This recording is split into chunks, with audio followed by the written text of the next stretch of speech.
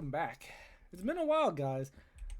I thought I would be a bit late for this, but I'm apparently not late because I was out on a trip and I just got back. But here we are. We're ready for patch notes. Which, by the way, am I confused here? There's only patch notes for TFT so far. Huh. Maybe it's taking a little while for the other patch notes, 26.2. Not sure, but I guess we'll just start with TFT, right?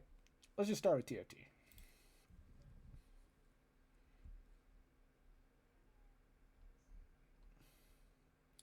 Oh my, that is a lot of buffs. Oh my, that is a lot of buffs. I'm already seeing some nerfs I like, but let's just get into it. So, leveling. XP from level 8 to 9 has been increased by 8. Seeing a lot of players skip level 8 at higher ranks, which isn't bad, just too frequent. Making not going to 9 harder by 8 gold, which will actually make it cheaper going from 9 to 10 than from going 8 to 9. Okay, so... Okay. I mean, that's not crazy. Making it harder to get to level 9, but easier to get to level 10. You're still spending the same amount of gold regardless. We'll see. Banning some augments that are too synergistic with certain opening encounters. So with Gwen, you can't get crafted crafting. Emblem Ensemble, you can no longer hit Coronation, Cursed Crown, Flexible, Legion of Threes, Tactician's Kitchen, or Earth. I guess so. You would have people that just have way too many emblems. Yeah, that makes sense to me. Aura. This is an Aura checkpoint. What? The following champion auras now persist even if the champion dies. Shyvana, Skarner, Tarek. Oh, so yeah, these units give your board bonuses, and now you keep the bonuses even after they die. Okay, cool. Unlock rules update. Unlockable 4 and 5 costs are now harder to hit if uncontested. Really? When contested, it's a bit easier to 2-star your unit, yet still harder to 3-star them.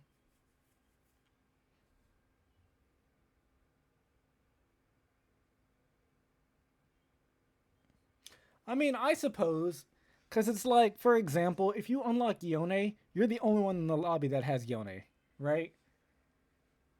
So I can kind of see the point of if someone has a unit like Yone unlocked, it can lead to an unfair situation almost, where it's like you can't contest it or stop it in any way. More accessible comps equals more fun. So Kaisa can be unlocked at level 7 now. That's actually a big deal. It's actually quite a big deal. Because it'll make it way, way easier to start putting those items on the Kaisa earlier on. So you can hit that power spike sooner so you don't bleed as much HP. Especially if you are doing a Baron. Oriana, you no longer need 3 Piltover champs, you just need 2 items on a Piltover champ. Tryndamere only requires 1 item on the Ashe. Yorick only requires 1 item on the Ashe. That's scary. But you know what? I've had many situations where I start the game with Viego too, and it's a 2-component start. So you can't even unlock the Yorick, so that's nice. Warwick. 1 item on Vi and a Jinx. No 2-star requirement. But it seems like you'd still have to be level 7.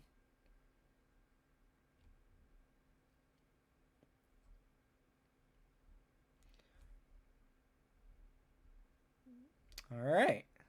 Not bad. Traits. Yeah, you gotta nerf Bilgewater again. So minus 5% free AP and AD. 2 costs... Serpent cost 35, so it costs 5 more serpents to get a Graves or TF. Only 1 silver serpent per takedown. 10 Bilgewater nerfed as well. I mean, if you hit it, you basically win anyway, but I guess that gives you a little bit more. 3 Darken does triple the damage. Now, yeah, I noticed 3 Darken wasn't good. At the very least, from my personal experience, it seemed horrible. But maybe that makes it a little better. Ishtal, quest small reroll quest.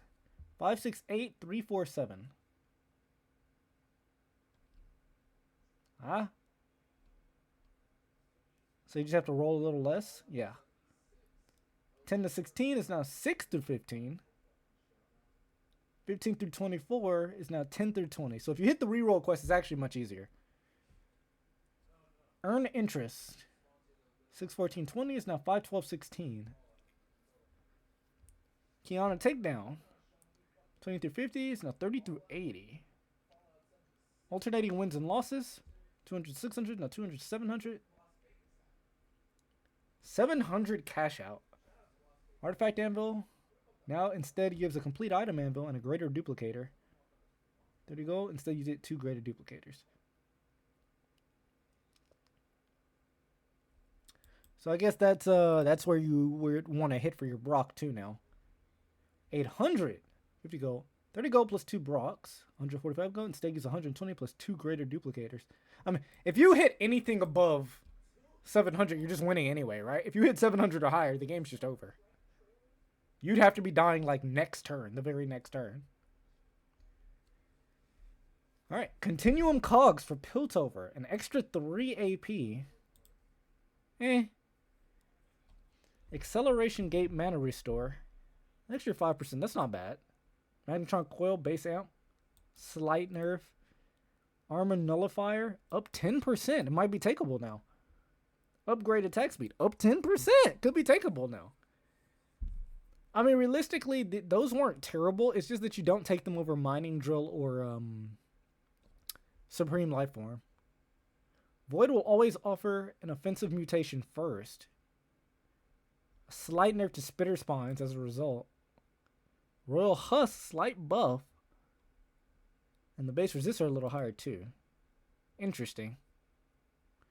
You know, that's actually way better for Evolve and Overcome as well. Which I still think that augment's terrible, but at least if you're guaranteed an aggressive mutation, you can more predictably just put it on the Cogmaw. Alright. 1 cost. Anivia, 0.05 attack speed increase. Blitzcrank, a mana buff. 15 mana buff. Briar, decaying attack speed. What, Briar 3 is a little... Briar 3 is a little stronger now. You get an extra 50% attack speed. Jin, new. Ability sets Jin's attack speed to a fixed 1 attack speed. That attack speed would be too bad. And because these 2 2s don't make a 4, we've got a small rear for Jin to make him less dependent on Rage Blade and better as a more 80 item holder. So Jin has fixed attack speed now. A little bit less base AD, but more ability damage. I mean, he's still going to be fine with an IE, I guess, but you no longer want to put a Rage Blade on him. Kiana, ability damage increased a little to make her a better unit. Okay. 2 costs. Ash spell damage actually increased. We overnerfed Ash and Trinimir. We're hoping Mark didn't notice, but in case he did, there's a nice buff for the pair here. Ash spell damage also a little increase. Extra 5 AP at all levels. Echo minus 5 resist. That's it for Echo? Just 5 resist?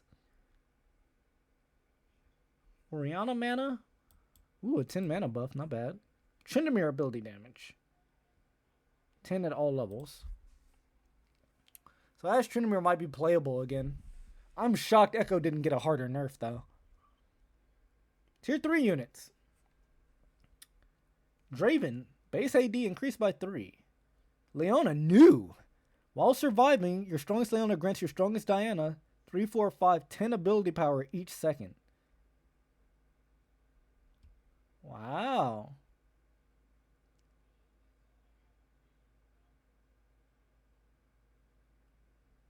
Finally reunite you. Diana will gain increasing AP the longer Leona survives.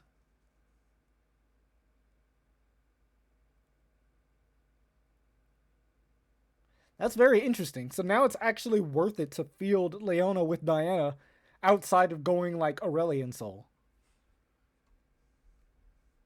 So now, you know, if you want to play a Diana board, you can just play her with Leona. And even if the targeting's messed up, you get the bonus damage, which is always good. Malzahar gets a slight bump to his ability damage, 3 at each level. Sejuani, shield increased by a hefty amount as well. What is that, 50 at each rank? Not bad. Zoe ability damage plus 30, then plus 50, then plus 70. Okay, not bad. Some buffs to our Targonian units. Alright, 4 costs. Braum, 15 mana buff. Diana's shield duration, 2 seconds with no mana lock. Shield and mana lock end when Diana's dash end. Huh. She used to dominate, making her want to cast as much as possible. Now she has a stronger shield, but it only exists while she's dashing. It's bigger during that time. She's going to have a lot more AP. But she's going to take a while to warm up over the course of a fight. It's quite interesting. The shield amount plus 20, then plus 55, then plus 100. Interesting. So Diana got some big buffs here, but she is mana locked. But she's also getting bonus AP from Leona. Gonna have to mess around with some Leona Diana boards, see how that hits. Fizz fixed a bug where Fizz's targeting was inconsistent. Splash damage minus 40. Holy crap. Or sorry, minus 50 actually. At rank 2. Empowered attack damage 8120. 5075? Wow, just minus 50 on his damage. Both the splash damage and the empowered attack damage. They doubled the attack speed though. So Fizz is doing less damage, but he's going to cast more often, right? Because he's going to get through those auto attacks way faster.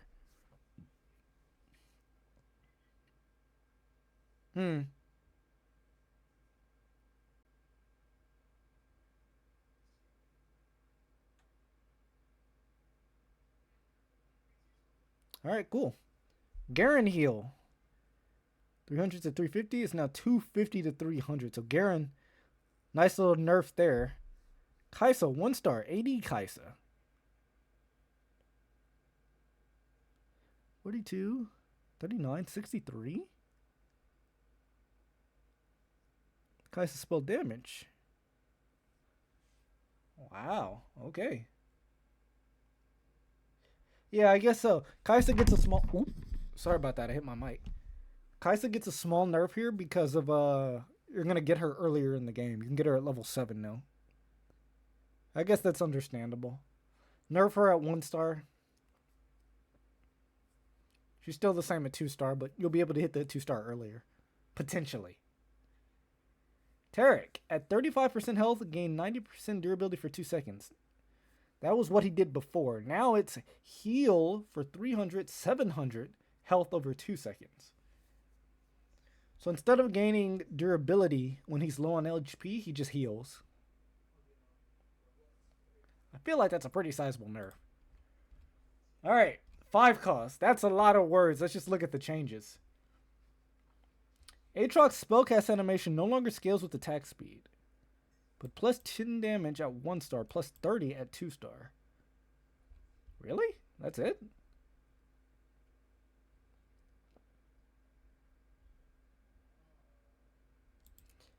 So Aatrox can't swing faster, but he does a little more damage.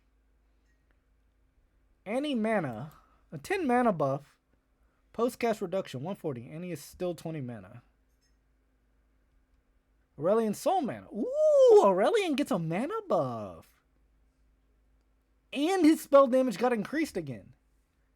And the shockwave damage got increased. Dude, it's Aurelion time. Oh, wait a minute, we got another little rework. No longer gains 1 Stardust for each time an enemy is damaged by an ability. 1 Stardust is now gained for every 250 ability damage dealt to enemies this combat. Starforger bonus Stardust. 20 to 60? It's not 20 to 33%. 15 is now 25. Still 60. 140. 200. Knockup duration lower. Right, so Aurelian is stronger as a unit, but his scaling has been changed immensely. Flying Beam would never need. We're working how he gets stars to be based on his damage instead of units hit, opening up more than just mana builds. Upgraded breakpoints have been around this. Yeah, so you wanna just make sure Aurelian is doing as much damage as possible.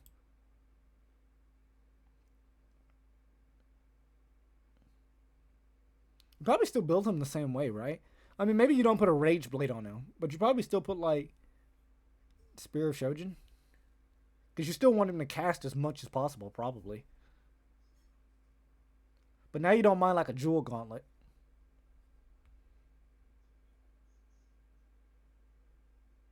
Alright. Galio. Crash damage. 406. Oh, it takes his armor into account now. That's nice.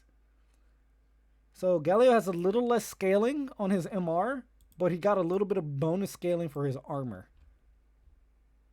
Not bad.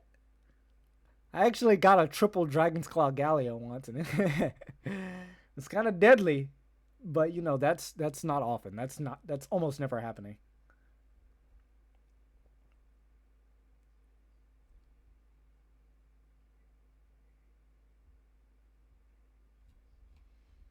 Okay. Kindred Rework. Spell no longer prevents allies from dying.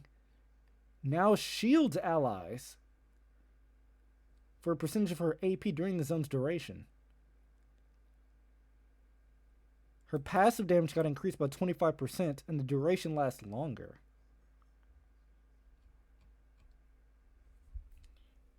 Wow. I mean, that makes sense to me, but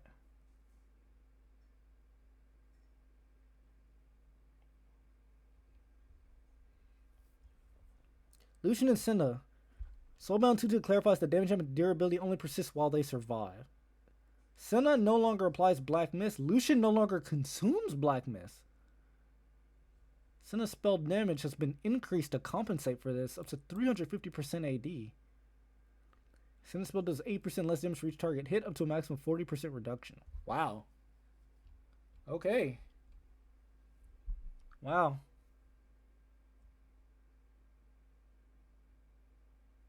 Justin Dewitt to no longer apply Black Mist status, which was eating up a lot of armor while also applying things like Burn and Wound for far too long. So this allows us to budget more for Senna's Big Blast, but not too much. Yeah, so the debuff doesn't matter anymore. It's gone. Instead, you just have like some a lot of bonus damage on the Senna cast. Damn. Okay. Mel primary target damage plus 100 AP. That's it. I don't know. I don't know about Mel. Still not looking great. Shyvana passive ability damage reduction, only 8% now. She got a mana buff. Spell duration is a little bit shorter though. Spell damage per second increased by 20 at 1 and 25 at 2. Wow, Shyvana's gonna start carrying boards. What the heck? With our Shyvana buff, she should be casting more with her cone.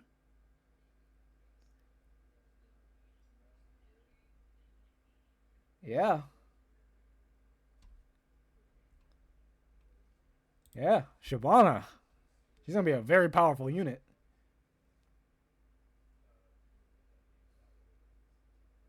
Wait, Mel again? It's the same thing. It's a typo. They put it twice. Silas has 10 more resist. T-Hex, 10 more resist. 10 more base AD as well. Spell damage increased by 20. Missile damage is only 25% of base. Wow. So they're buffing T-Hex here again to try. You know, they absolutely slaughtered T-Hex in the last patch. So I can kind of understand giving him these buffs here so that he's still playable. We'll see, man. I'm very concerned. I really don't want to go back to a T-Hex meta. Thresh, passive damage. 30 to 50 AP plus 1 per 20 souls. It's not 30. 1 plus 15 cells. Okay. 50% damage. 75% of damage dealt. Wow, those are some fat buffs to Thresh as well. Zareth Charms. Golem renamed to Desert Golem. Cost 2 more. But you get 2 of them. Desert Golem bonus attack damage, 40%. Bonus ability power, also 40%. But you get 2 of them. Persistent Arcanery now grants Zareth 3 mana regen. But only 2 extra bass. So he casts sooner, but it's less blast. Rite of Negation no longer grants durability. Instead, it grants damage amp. Sacrificial Guard removed. Which one was Sacrificial Guard? Zig's passive damage. -5. And then -15. I don't think that's enough of a nerf for Ziggs, but...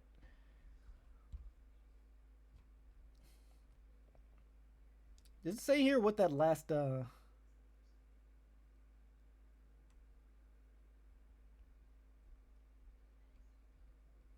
it doesn't. I don't remember which Zareth Charm that is. Core items. Edge of Night. Heals for 30% of missing health at the end of invulnerability. Wow. Gnash's Tooth plus 5 AP. Okay, whatever. Artifacts. Darkened Scythe gives 250 health. But it no longer gives ability power.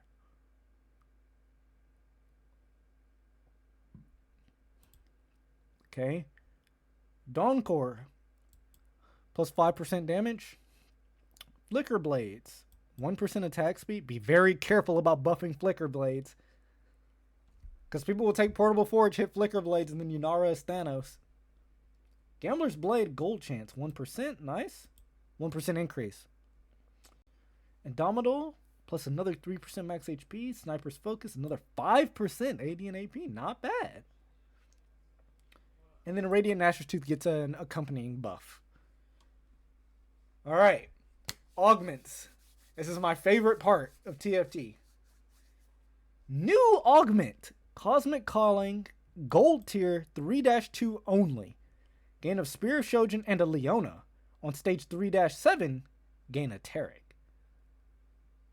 So this is an augment to guarantee you hit Aurelion, right? The mountain calls, will you answer? I 100% will insta-click this augment when I see it. Growth Mindset is back, but it no longer reduces XP by 3. But it gives you 50 XP. Holy crap. Holy crap. That's a lot. That's 14 button presses on the -1.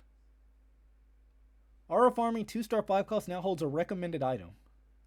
Oh wow. They gave that back? Because you know Aura Farming had that last set. The recommended item. But now you get on 4-5, okay. Bringer of Ruin only gets 1 AP per takedown. Call to Chaos melee carry golem reward removed. So you can still hit a golem, just not a melee golem, right?